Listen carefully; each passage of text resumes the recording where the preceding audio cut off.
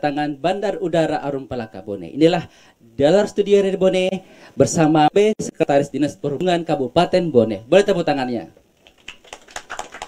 Dan acara pada siang hari ini kami siarkan langsung melalui Facebook LPP RRI Bone. Jadi Anda juga boleh menyampaikan komentar di kolom komentar. Dan kita langsung saja menyapa Pak Kepala Bandara, Pak Samuel. Selamat siang. Assalamualaikum Bapak. Ya, selamat siang. Assalamualaikum warahmatullahi wabarakatuh.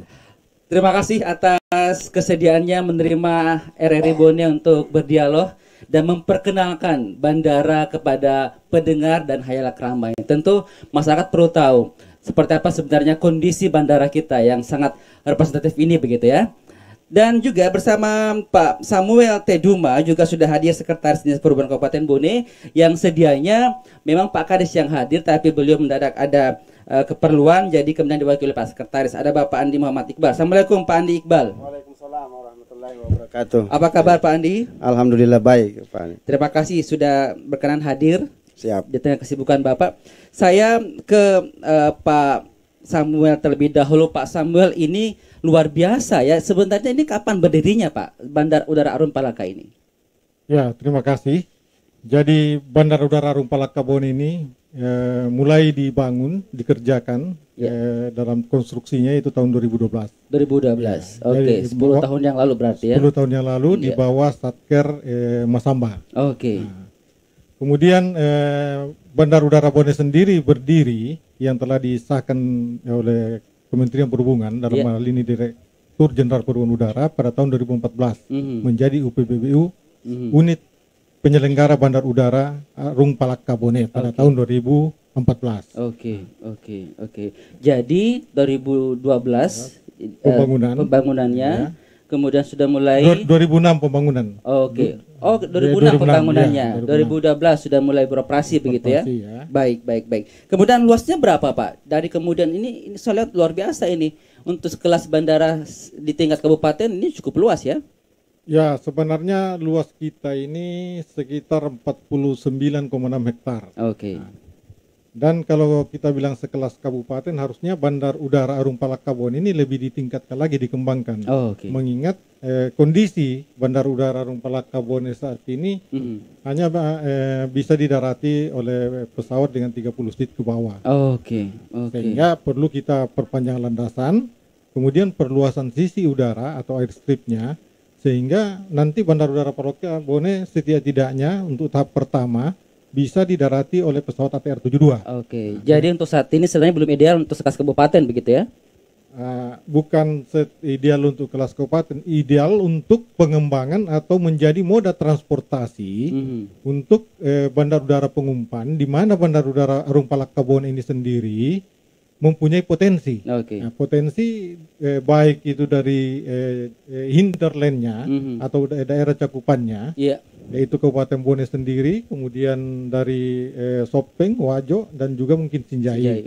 Nah, jumlah penduduk Bone sendiri itu hampir 900.000 penduduk, belum tadi interlandnya. Nah, sehingga potensi-potensi ini jika kita gali, kita kembangkan, tentu bandara ini akan menjadi bandara yang besar, yang mungkin juga bisa melayani penerbangan antar wilayah di Indonesia. Baik. Artinya kalau kita kembangkan, optimalisasi operasional bandara ini bisa lebih maksimal lagi begitu ya Pak Samuel ya? Ya, tentu karena dengan kondisi landasan yang hanya 1140 karena display 60 meter, sehingga belum bisa didarati ATR-72. Oke. Jadi memang saya lihat jadi luas runway-nya, landasannya masih belum cukup gitu ya. Saya lihat di depan juga sudah ada pembangunan ya Pak ya? Ya, itu adalah target dari pemerintah daerah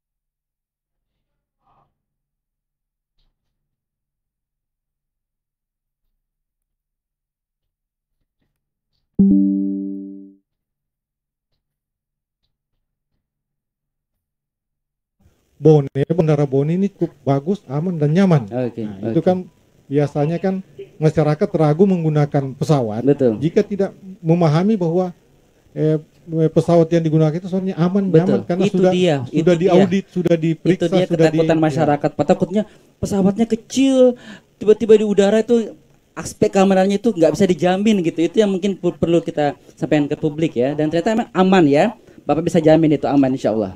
Ya, karena apa namanya di Direktorat Jenderal Perhubungan Udara juga ada kelaikan pesawat penerbangan. Ya, di situ setiap rutin dilakukan pemeriksaan terhadap kelaikan daripada pesawat sendiri, dan pesawat itu tidak bisa terbang kalau tidak dikatakan laik terbang. Jadi saya jamin bahwa pesawat apapun yang digunakan tentu aman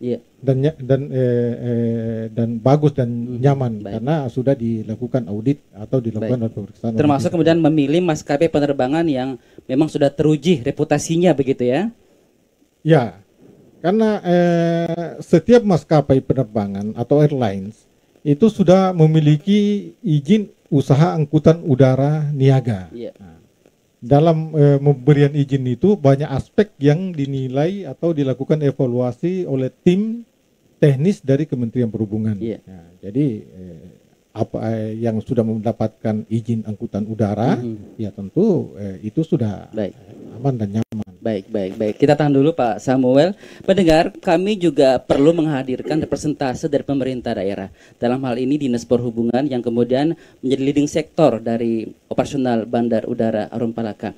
Ada Pak Andi Iqbal. Pak Andi, sebagai sekretaris, apa progres yang telah dilakukan pemerintah daerah untuk kemudian membantu percepatan operasional penerbangan Bandar Udara Arum Palaka ini? Baik, terima kasih Pak Andi. Hari ini kami selaku yang mewakili Bapak Kepala Dinas mohon izin karena ada pertemuan di Jakarta dan tidak bisa diwakilkan. Makanya Pak Kepala Dinas berangkat hari ini menuju ke Jakarta. Besok acaranya. Setidaknya progres pemerintah Kabupaten Bone telah bekerja sama dengan pemerintah Provinsi Sulawesi Selatan telah menyediakan sarana akses jalan baru menuju bandara. Itu yang pertama dengan melakukan pembebasan lahan oleh Pemkab Bone dan dilanjutkan dengan pembukaan jalan serta pengaspalan. Setidaknya Pemda Pak Bupati sendiri mengantisipasi dan berjuang keras bagaimana bandara ini beroperasi atas bantuan dari pemerintah Provinsi Sulawesi Selatan, dan kami juga berterima kasih selaku mewakili Dinas Perhubungan dan masyarakat Kabupaten Bone berterima kasih kepada Bapak Gubernur karena memperjuangkan itu bandara tahun ini harus beroperasi. Targetnya tahun ini ya? Target tahun ini. Jadi, artinya tinggal sebulan lagi dong Pak Sekretaris? Ya, insya Allah. Jadi setidaknya progres yang kami lakukan melalui bantuan dana subsidi ini, setidaknya ada bantuan yang diberikan oleh pemerintah Kabupaten Bone 2,5 itu bagaimana mengupayakan supaya bandara ini beroperasi. Jadi Bapak Bupati juga selalu memberikan perhatiannya dalam rencana pengoperasian kembali Bandara Arum Palaka ini. Salah satunya itu memimpin rapat kemarin di antara Bapak Kepala Dinas Perhubungan Provinsi dan semua elemen yang ada, Bapak Kepala Bandara. Tidaknya itu yang kami lakukan, bagaimana prosesnya ini supaya bisa Desember ini beroperasi bandara ini. Mungkin itu saja Pak. Seberapa prospektif sebenarnya pemerintah daerah melihat bahwa ini penting untuk segera kita operasikan? Jelas penting karena ini bandara khususnya untuk kita di Kabupaten Bone, ikonnya Bone. Bagaimana memperkenalkan Bone itu melalui bandara ini. Ya, banyak sekali kabupaten yang meminta untuk perizinan bandara akan tetapi tidak diberikan. Kenapa Bone diberikan dari 10 tahun yang lalu? Karena perkembangan. Di sisi lain Kabupaten Sopeng, Wajo, Sinjai setidaknya apa yang disampaikan tadi Pak Kepala Bandara mengakses supaya perjalanan kita itu ke Makassar, ke Balikpapan, ya mungkin perjalanannya dalam waktu kalau naik kendaraan mobil sampai 5 jam, sedangkan kalau kapasitas kalau nanti posisinya sudah berjalan ini mungkin sampai Bode Makassar 45 menit. Pertanyaannya kemudian apakah kemudian masyarakat mau menggunakan bandara ini? Ya setidaknya bagaimana kita mensosialisasikan kepada masyarakat. Istilahnya ada berbagai bagian-bagian, ada yang lewat darat. Ini kan menyangkut fasilitas kenyamanan itu sendiri. Kalau memang pelayanannya di sini baik, ya setidaknya pasti jadi masyarakat pilihan ya. Ya pilihan. Oke. Izin rute sudah ada, Pak Sekretaris? Izin rute sudah ada. Ya, jadi baik, boleh silakan. Nanti Pak Sambian yang sepertinya mau menjawab, silakan Pak Sambian. Ya maksudnya begini, kalau izin rute ada memang beberapa kriteria. Ada penerbangan itu ada namanya angkutan ini adalah angkutan udara niaga. Angkutan niaga itu ada 2 macam lagi. Ada terjadwal dan tidak berjadwal. Nah, yang terjadwal itu perlu izin rute. Nah, yang tidak berjadwal itu dibagi lagi kategorinya. Yang 30 seat ke bawah ke atas itu perlu flight approval. Nah, kalau yang 30 seat ke bawah itu cukup dengan slot time yang diberikan oleh Kepala Bandar Udara dan juga penyelenggara navigasi penerbangan. Nah, jadi izin itu diurus oleh maskapai kalau izin rute untuk penerbangan berjadwal seperti misalnya pesawat Lion Air kan ada rutenya ke Kalimantan, itu izin rute karena dia adalah pesawat berjadwal. Nah, kalau tidak berjadwal cukup dengan flight approval atau slot time. Dan di Bandar Udara Arun Palaka ini termasuk ke dalam? Ya, sebenarnya bukan bandaranya yang dilihat, pesawatnya yang datang. Tadi saya sudah sampaikan bahwa kalau 30 seat ke atas itu perlu flight approval yang dikeluarkan oleh Direktorat Jenderal Angkutan Udara. Nah, kalau 30 seat ke bawah cukup diberikan oleh Kepala UPBU Arun Palaka Bone dan juga penyelenggara navigasi penerbangan atau MATS di Makassar. Namun kami tetap melaporkan sebagai ketua slot time itu adalah Direktur Angkutan Udara. Dan juga pengawasnya adalah Kepala Kantor Otoritas Bandar Udara Wilayah 5 Makassar. Rutenya kemana aja ini rencananya? Izin Pak Kabandara, izin Pak Andi, setidaknya kalau termuat dalam surat keputusan Bupati Bone nomor 505 tahun 2022 tentang penyelenggaraan dan rute pemberian subsidi angkutan udara tahun anggaran 2020 ini, setidaknya ada 3 rute yang diberikan di situ untuk dalam kapasitasnya ini yang kemarin lelang itu. Setidaknya Makassar Bone 5 kali dalam seminggu. Bone Kendari 2 kali dalam seminggu. Bone Balikpapan 2 kali dalam seminggu. Masya Allah. Jadi Makassar Bone 5 kali sepekan. Kendari Bone 2 kali. Balikpapan Bone 2 kali. Masya Allah. Belum ada Ketoraja sepertinya Pak Samuel, sabar ya Pak Samuel ya.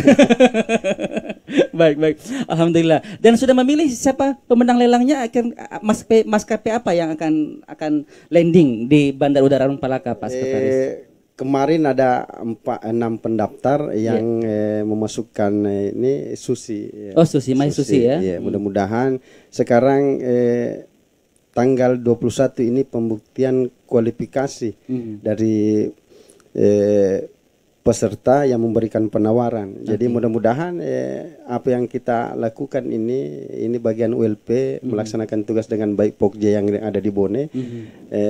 Mudah-mudahan kalau memang rencananya saya sampaikan tadi Pak Kabandara ya hari Rabu dengan Kamis ya mungkin penandatangan kontrak. Itu berapa seat sih Pak Samad Susi itu? jenis yang akan Ya. landing di beroperasi di sini? Jadi yang saya lihat di KAK kerangka acuan kerja kemarin yang merupakan acuan di dalam proses pelelangan, saya melihat di situ bahwa minimal 5 seat dan maksimal 30 seat. Kemudian juga tipe pesawatnya adalah twin engine, jadi 2 propeller, bukan cuma tidak seperti Grand Caravan kemarin yang hanya 1 engine. Jadi insya Allah lebih aman begitu ya? Semua pesawat aman. Jadi, tapi ini lebih aman? Ya, lebih aman karena itu tergantung daripada jangkauannya. Iya. Nah, kalau jangkauan ini jangkauan penerbangannya sampai ke Balikpapan, ada yang Kendari, tentu juga ada persyaratan teknis yang harus dipenuhi. Itu harus 2 engine. Baik. Menarik ya. Jadi kalau kemudian ada orang tua yang tidak bisa naik kendaraan darat, misalkan ya Pak Sekretaris ya, bisa naik pesawat lebih cepat 45 menit gitu. Ini subsidi kan? Subsidi. Artinya adalah berapa persen yang harus dibayar oleh penumpang, kemudian berapa yang di silakan Pak. Ya, sesuai dengan koordinasi, kan itu sistem subsidi. Subsidi, namun di dalam prosesnya itu semacam kita menghitung TOC dulu. Berapa sih biaya operasional pesawat. Nah, kemudian kita juga di dalam biaya operasional itu dikurangi dengan biaya tiket yang diberikan. Nah, sesuai dengan hitungannya kemarin bahwa subsidi ini ke Makassar di bawah 300.000 per penumpang.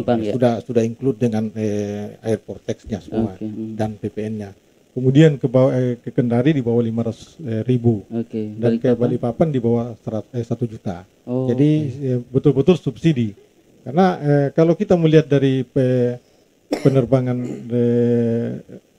reguler itu di Makassar Bone itu di atas 350.000 harusnya. Nah, tapi karena ini subsidi diturunkan dan juga kita karena subsidi ya tentu kita harus membayar biaya operasional pesawat yang digunakan. Ya worth it lah ya naik pesawat 300.000 lebih dari Bone ke Makassar.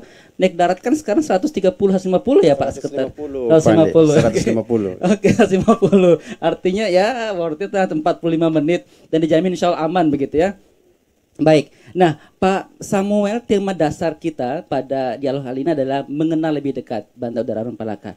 Fasilitas apa saja sebenarnya yang ada di Bandar Udara Arun Palaka ini Pak? Ya, jadi di Bandar Udara itu ada fasilitas utama, kemudian ada fasilitas pendukung.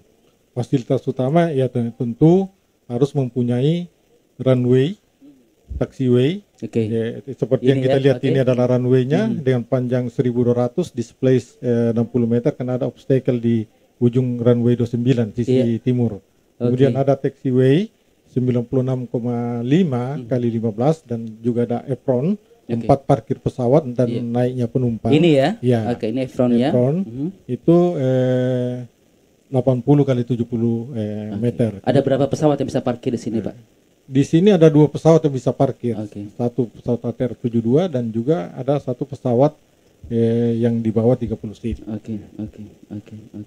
Selain itu apa saja fasilitasnya, Pak? Selain itu tentu kita harus ada fasilitas keamanan keselamatan penerbangan. Nah, antara lain gedung PKPPK yang dilengkapi dengan tender dan ambulans dan juga ada fasilitas APSEC. APSEC itu efficient security. Jadi ada fasilitasnya di situ, misalnya X-ray-nya. Harus ada ultraviolet metal detector, kemudian health metal detector dan juga ada CCTV di dalam terminal. Itu adalah fasilitas keamanan penerbangan.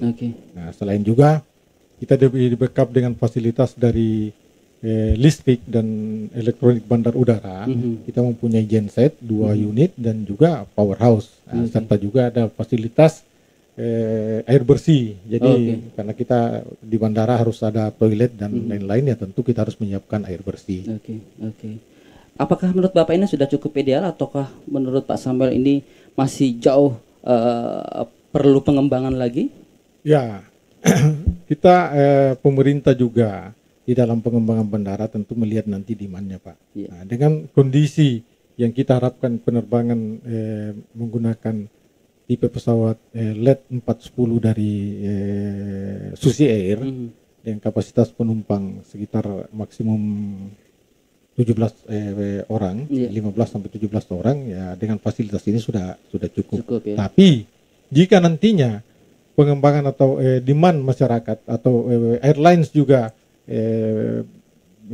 berkeinginan untuk masuk ke Bandar Udara Rumpalakobone sehingga menjadi tadi angkutan udara niaga berjadwal, tentu kita harus mengembangkan fasilitasnya karena tingkat layanan terhadap penumpang juga meningkat. Oke. SDM-nya seperti apa Pak Samuel? Ada berapa kemudian SDM yang membantu Bapak untuk operasional bandara ini? Ya, di SDM kami ini ada 32 orang untuk ASN, kemudian 28 orang sebagai tenaga PPNPN, pegawai yang bukan pegawai negeri sipil. Nah, kemudian di situ dibagi di dalam beberapa unit, ya, ada unit operasional dan administrasi. Di unit operasional ada menangani APSEC tadi, ya, tentu di dalam pelayanan APSEC harus memenuhi kriteria-kriteria, dia harus mempunyai lisensi. Nah, kami punya teman-teman di sini ada senior APSEC 2 orang, kemudian junior APSEC juga ada 2 atau 3 orang, kemudian ada basic, ya, dan kemudian ada petugas. Petugas itu tidak bisa melakukan pemeriksaan pada area-area keamanan terbatas, hanya di bagian luar mungkin. Di luar hal teknis, adakah kemudian keterlibatan masyarakat sekitar, generasi muda sekitar sini yang membantu operasional bandara, Pak Samuel? Ya, nah di dalam melibatkan masyarakat mulai dari tahap pembangunan, tentu kita juga menggunakan tenaga kerja masyarakat sekitar. Kemudian di dalam pemeliharaan sejak saya jadi kepala bandar udara sini, kami juga memanfaatkan masyarakat sekitar untuk melakukan pemeliharaan di bandar udara. Dan selain tadi tenaga PPNPN ada sebagian besar yang dari masyarakat sekitar sini. Jadi ini jam kerjanya memang full day ya, hari Minggu pun tetap beroperasi bandara itu ya Pak Samuel? Ya, benar kata Bapak bahwa bandar udara ini tetap beroperasi, cuma tidak ada penerbangan. Ya. Karena bandar udara itu sendiri adalah kawasan di darat atau di perairan yang merupakan tempat landing dan take off-nya pesawat, dan dilengkapi oleh fasilitas penunjang. Nah, jadi yang jarang terjadi di Bandar Udara Bone adalah operasi penerbangannya. Nah, namun kami tetap standby.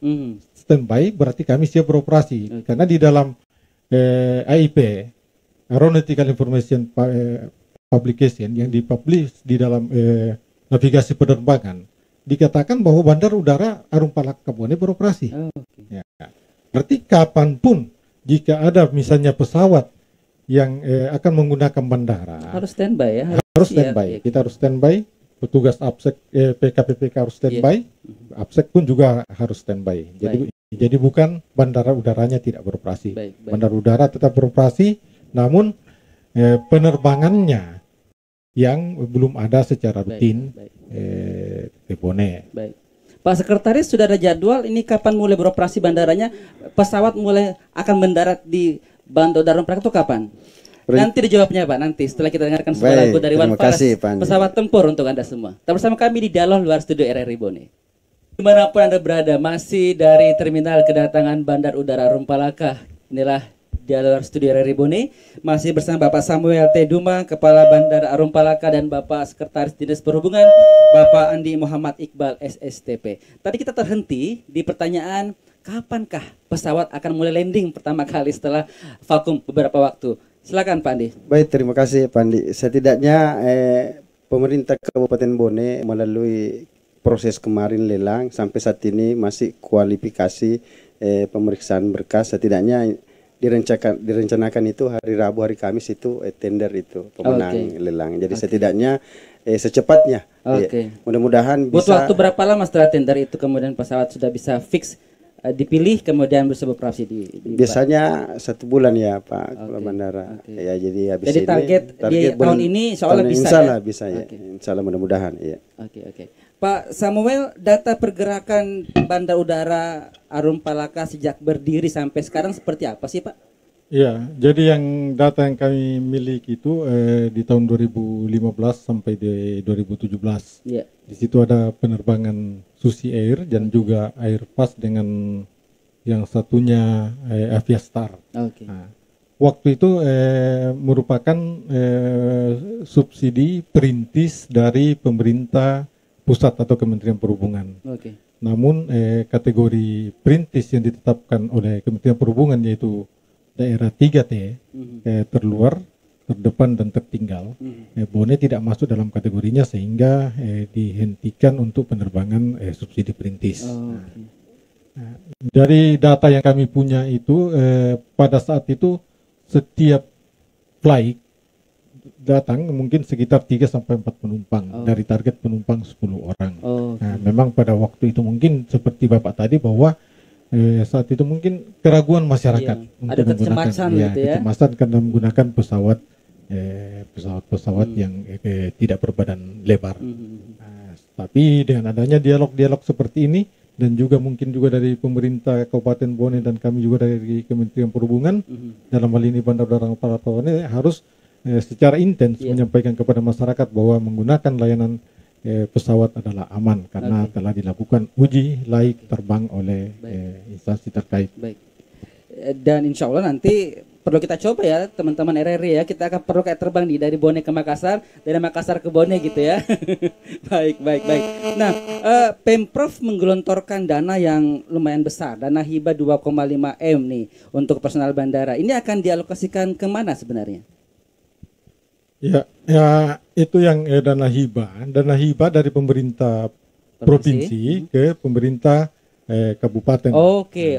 Jadi bukan ke bandara. Bukan ya? ke bandara. Oke, kalau itu saya ke Pak Sekretaris. Gimana? Ini akan dialokasikan kemana nih 2,5 M ini dari Pemprov?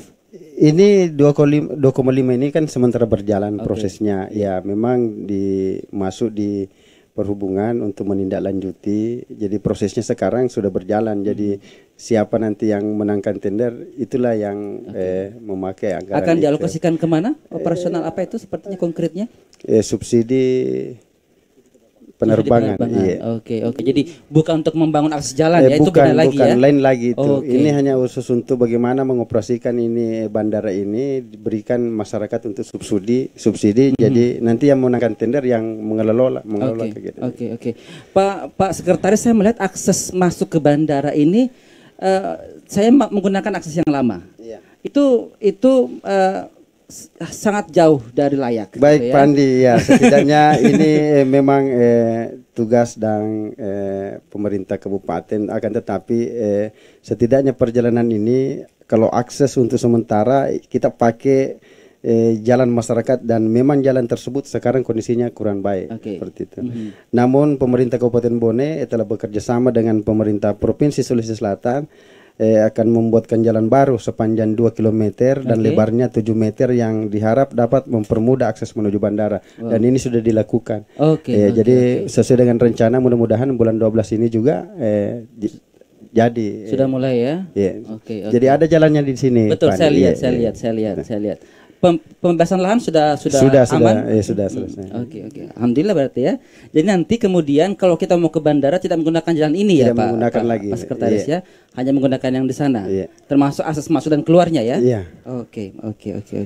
Kemudian Pak Sekretaris, dampak apa yang kemudian sebenarnya bisa dirasakan masyarakat dengan kehadiran